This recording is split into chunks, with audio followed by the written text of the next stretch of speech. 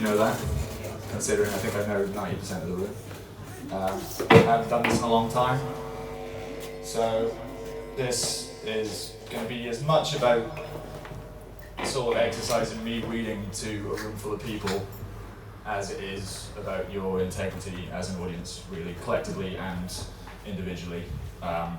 So in most of these sort of scenarios, I guess, you know, you judge the performer, but I'm going to be performing and judging you. So bear that in mind. Classic mode. I haven't written anything in ages, I haven't performed in ages, so thank you to the guys from Dog Heaven for asking me to do it today. This is going to be a fucking shambles, just so we're all aware. Woof woof. I tried to write this story a couple of years ago and it was shit, and then I tried in the last few days and it was shit. So I tried to write again this afternoon, and I did, and it's kind of shit. I'm going to have to edit it as I'm going because I haven't even proofread it, and I've been drinking for about 3 months. So this is a story about love and all the many facets of it, sort of loss, pain, livestock, and it's called The Pig in the Basket. I wrote a love letter recently to a pig that I found in a basket while I was in the middle of a nervous breakdown. I'm not going to read it to you because I'm a little shy about the whole thing, to be honest. Realistically, there's a tortured poet inside me that I'm not afraid to admit can candidly reveal itself in situations of intense emotional trauma. At the time, I was trying to write a letter to a woman that I loved, but instead all I could think of was the fucking pig. The pig had come to me in a time of great need, and like all good things, particularly those that you love, it left. It's hard to admit to yourself when you're not doing very well, and harder still to admit to a room full of people. The circumstances surrounding my eventual encounter with the pig were rife with sorrow, and I will recount them for you now. I had been in love with a woman who had fallen out of love with me, and consequently I woke up one morning to find I had fallen out of love with everything else in my life. My bed linen, choice of underwear, breakfast, cereal, bicycle, books, and myself. I'd also quite recently lost my job, which had suited me fine, being as I'd completely fallen out of any sort of love I had with that as well. As many people have done before me in slightly cliche fashion, I decided to get away for a while, and to forget about the woman who left me and to fill the void inside that I'd now become painfully aware of. This time I wished to find something real, wholesome, and fuck, I did. I think it's commonplace in life that we, whether consciously or subconsciously acknowledge it, are aware of our own mortality and the true emptiness of existence. We have such fear that life is meaningless, we make desperate connection with other such hapless souls to draw our minds off the inevitable conclusion. Our reliance on significant others becomes a blanket shielding us from the overarching cosmic redundancy of our births. And we fool ourselves that we want to wade through this existence with them by our sides, but the truth is, we find each other and hope that the one you found will give some meaning to your unknowing. This empty life will become full with their presence. The reality is, of course, that that is rarely the case. But sometimes it is, and it's the nearest thing to meaning you are likely to get. And I found a fucking pig. After leaving London, I'd taken up residence in a small cottage in the countryside that a friend had loaned me on the cheap under the agreement that I tended to the garden and don't fuck the whole place up. On my first night there, I realised I had made a huge mistake. The silence was deafening. I felt more alone than I ever could have imagined. My soul was in tatters. Perhaps I was being a little pessimistic. I'd only been there one day after all, but I lay in bed that night feeling no connection to anything, no great anchor to the universe, no philosophical or spiritual awakening.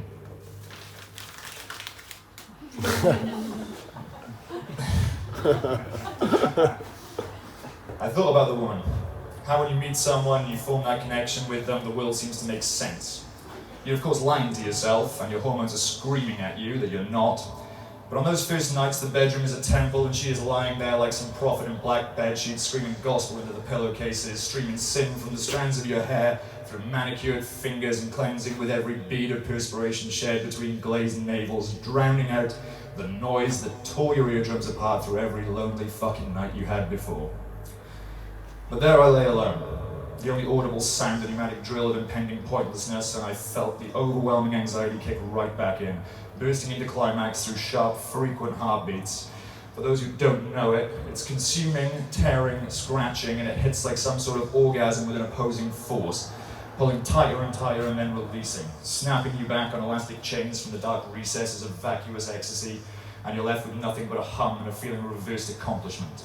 Like your achievements, your whole life, your whole fucking existence are being rewound on an old tape recorder. You fall asleep because that's all you can do, buzzed out into electric emptiness. The next morning I woke feeling determined, positive. I would make the best of my newfound isolation. I would at least try to find the good in the circumstance. I took a walk down to a nearby stream, noticing on the way that I had a hole in the sole of my left shoe, which was not ideal, but was a fitting punishment for having been foolish enough to pack only one pair of shoes when I left London. And that was how I met the pig. When I reached the stream, I noticed some way down a basket bobbing in the water. I heard faint cries coming from inside. I jumped into action, running down the bank to fish it out, terrified that I was about to rescue and unwittingly become a father to an abandoned child. The outcome was, in fact, more significant to my life than that could ever have been. A pig. Oh Lord, a fucking pig. Better than a baby, I thought at the time, but not as good as a dog.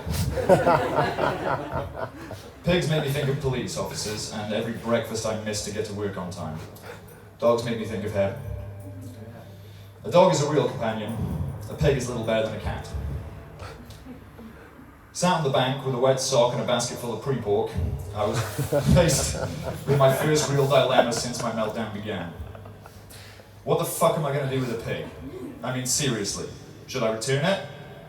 No. Clearly someone had sent it Moses style in a wicker yacht to be rid of it. And then what? Do I keep it? Raise it as my own? Do I eat the fuck up before it gets a chance to get to me first? I looked into its eyes. I saw myself. Hopeless. Alone. I could not kill it. I brought the pig back to the cottage.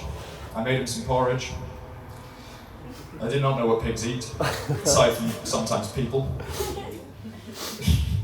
But I was making porridge, so the pig had fucking porridge. That evening I took the pig to the pub. I did not know what pigs like to do besides roll in shit, but I was going to the pub, so the pig came to the pub. We took a table outside in the front terrace. I bought us both a pint of beer. I did not know what pigs drank besides water, but I was having a pint of beer, so the pig had a fucking pint of beer. Excuse me, I've not rehearsed this. I decided to avoid awkward silences. I would tell the pig my story. The loss, the heartbreak. The pig was a great listener, but not a great conversationalist. At first this brought me down. I was still somewhat ambivalent as to the pig's presence, and the more I talked, the more I felt alone. I began to remember the night I met the woman who had eventually broken me. I remembered how the conversation dripped at first before rolling into a steady trickle and then flowed from the burst pipes of two badly plumbed humans in the same condemned structure. Like the same derelict lot, left to decay together. She at the time had spoken of her allotment, her buried treasures coming to bloom as we spoke. "Do you ever grow anything?" she asked me. I did not ever grow anything. I answered regretfully, no. Wishing with every fibre of my being that I had spent my wasted youth in a garden instead of a bar. Cafe culture was no match for agriculture, it seemed, in this scenario. I did for a time help my grandfather harvest his potatoes when I was a boy. She did not grow potatoes. I guess they're not trendy. Modern people like more exotic vegetation, like radishes or something, I guess. She at least was not put off by my youth among the spuds. If only she could see me now, tending to a large vegetable patch with my swine. I never wanted that life, her life. Why now was I stumbling through it alone? Well, not alone, I had the pig. I talked and the pig stared. "Is you around?" I told him. He stared. I got the impression I would be spotting him all night. The bartender came to our table to take our order. "2 more pints of bitter, please," I said, pointing at the pig. "He's getting these ones in." The bartender looked at me. I smiled. The bartender stared. The pig stared. I was out of my fucking depth. I took the pig home. Over the next couple of weeks, the pig and I spent more or less every waking hour together. We ate our meals together. He lay on the rug as I feebly typed away at my desk, attempting to write my masterpiece, which had now become my goal in trying to find meaning in this secular world. We laughed together, cried together. We watched Gone with the Wind 4 times together. It was his idea. I had met my platonic life partner. I had forgotten everything that had come before. I was happy, I was alive, not just existing, but living, finally. The pig and I had been cohabiting for nearly a month, when one morning I woke up to find him gone. The back door was open, the house empty, there was no trace, no note, nothing. I felt the immediate stab of anxiety. A return to the emptiness I had only so recently forgotten, and two things crossed my mind when I realized the pig was gone. The first was what a weak plot device it was to have the pig disappear with no explanation. It's an overused and fairly unimaginative narrative construct, to say the least. The second thought, which perhaps in some way justifies the use of said weak plot device, was that in many cases we as people fear loss and change, yet we only really acknowledge the negative ones, the extreme ones. But life is forever changing, under the surface like pebbles in a stream every day, whether we feel it or not, things are changing. Perhaps not tectonically, but in some way or another, it evolves. I felt the stabbing knife of anxiety withdraw from my belly, and I decided to pack my bags and go back to London, where at least the fucking animals there were sometimes good to buy you a pint. On the train back, thoughts returned to my former life, my untidy flat, my old job, the woman I had loved. The woman. I remembered how it felt to be loved by someone who can walk on their hind legs. I remembered her laugh, the conversations we had, the shape of her eyes, the curve of her hips, the jowl, the loin, hop, trot. Fuck, I was thinking about the pig. I tried to redirect my attention. The nights we spent together, to be launched into the sky by another being and smashed together as one by the clapping hands of angry clouds, to fall back down to earth exhausted, but with Cheshire Cat smiles scratched across the tattered canvas of two faces now conjoined. Like I said, I can be poetic in these moments. It was superficial maybe, but was the pig any better? I reached London in the wake of a biblical storm, too late to get the tube. I walked out in torrential late-night streets to find not a single bus. I resolved that it was a fitting conclusion to this tale of woe that I should walk back to my flat in the rain. As I made my way home through the downpour, I thought about the woman again. I realized that maybe I hadn't loved her at all. I had, as many do, created the story of love in my head, desperate and isolated. Like trying to find connection in a chrysalis, I had transformed her from a person of value into an object of high cost, and I was disgusted with myself. The pig had showed me what love can be when pretense is stripped from the shallow illusions of modern life. 3 minutes later, shelled under a bus stop in the piss-yellow ore of a fog-screened lamppost, I dismissed this epiphany. I lit a cigarette and walked on, feeling the sock on my left foot become saturated as the shoe guzzled in water from the flooding pavement. I had yet to repair my soul. One thing was clear though, through the rain, the fog, the bleak darkness of the London night. I should have eaten the fucking pig before he got to me. Thank you.